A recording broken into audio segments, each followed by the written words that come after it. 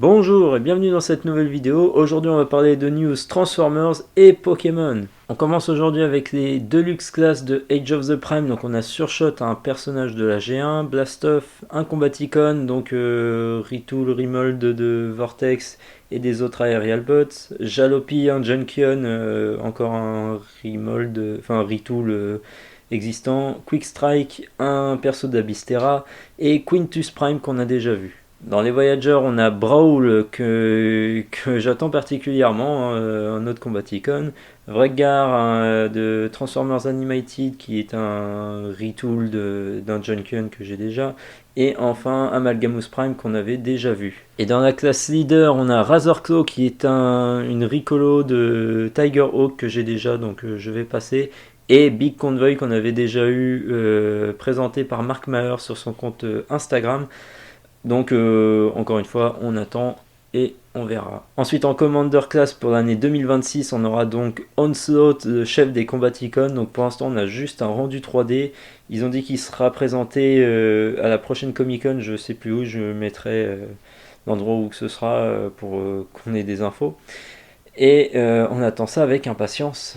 Du côté de la gamme Studio Series, pas de nouveautés, pas de grosses nouveautés du moins. On a Arachnid de Transformers One, Barricade de The Last Night et Windcharger de film de 86, donc je crois qu'il n'avait pas encore été dévoilé, donc ça fait plaisir. Dans la classe Voyager, on a Alpha Trion de Transformers One, pareil, pas de surprise. Et enfin une grosse nouveauté dans la gamme Studio Series 86, Thundercracker avec le nouveau mold pour les Seekers, donc impatient de voir les autres, surtout Starscream. Dans la classe leader, aucune nouveauté avec Nemesis Prime de The Last Night et Soundwave du film de 86. Et pour finir avec la gamme Titan, on aura Grimlock de Transformers Age of Extinction.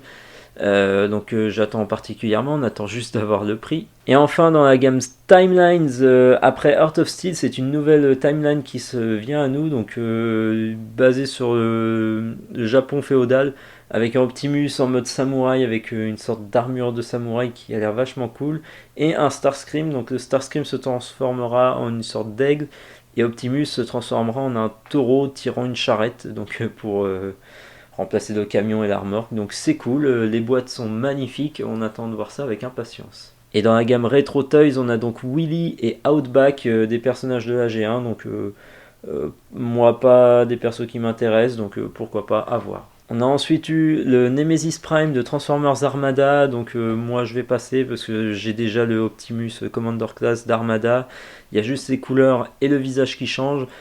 En plus du Nemesis Prime, on a le Star Saber de Transformers Armada. Personnellement, j'ai le Star Saber de 2000, enfin des années 2000, qui peut encore s'utiliser sur les figurines actuelles, donc moi je passe mon tour. Et en dernière nouveauté, on a eu une petite surprise, c'est le Optimus des comics Skybound qui a été présenté par Robert Kirkman, celui qui a créé l'Energon Universe. Donc c'est l'Optimus avec le fameux bras de Megatron qu'il a dans les comics. Je vous laisse regarder pour ceux qui n'ont pas encore vu. Et pour ceux qui ont vu, vous savez pourquoi. Et c'est cool, le seul petit bémol, c'est qu'il sera vendu au prix de 80€ si je ne me trompe pas. Donc ça fait cher pour une figurine Commander qui n'a pas tous ces accessoires de Commander, voilà. Et en dernière nouveauté, on a eu je pense des couleurs définitives pour le Haslab Leo Kaiser. Donc j'ai financé, donc on attendra de voir ça quand ça arrivera. Qui est prévu pour l'automne 2026, mais ce serait pas étonnant qu'il soit avancé, à moins qu'il préfère garder automne pour justement éviter d'avoir des soucis de qualité comme il y a pu avoir pour le Omega Prime. Donc on attend ça avec impatience et on se tient au courant. Ensuite pour les jeux Pokémon, on a eu des grosses nouveautés, donc je mettrai des liens pour pas me faire strike en mettant des images de Centrolix qui a dévoilé plusieurs nouveautés. Donc à l'heure où je sors la vidéo, normalement Pokémon Legends Zelda sera déjà sorti. Toutes les méga évolutions ont déjà été data minées, donc je vais pas les dire pour pas spoiler. Les méga évolutions du DLC aussi ont déjà été data minées, donc on sait les nouvelles méga évolutions. Pareil, je ne vais pas dire pour éviter les spoils.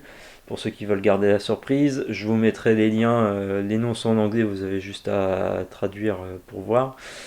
Ensuite, pour l'année prochaine, on a eu le planning des jeux Pokémon. Donc pour l'année prochaine est prévu le le jeu de la génération 10, donc qui s'appellera Pokémon Wind et Pokémon Waves en anglais, donc le vent et la vague. Donc à voir, apparemment ce sera basé sur l'Indonésie avec ce système d'archipel, donc ça peut être cool. Ça rappelle un peu Pokémon Soleil et Lune qu'on avait eu il y a déjà quelques années hein, déjà. Donc on verra, on a eu quelques infos en plus, mais je vais pas tout dévoiler, je vous laisserai regarder si vous êtes intéressé. Son DLC est prévu pour 2027, donc au vu des dates, ça voudrait dire plus ou moins que la génération 10 sortirait fin 2026 et le DLC début 2027. Ensuite, on a eu un autre leak, ce serait un Pokémon Légende Galar qui sortirait pour 2027 ou plus tard.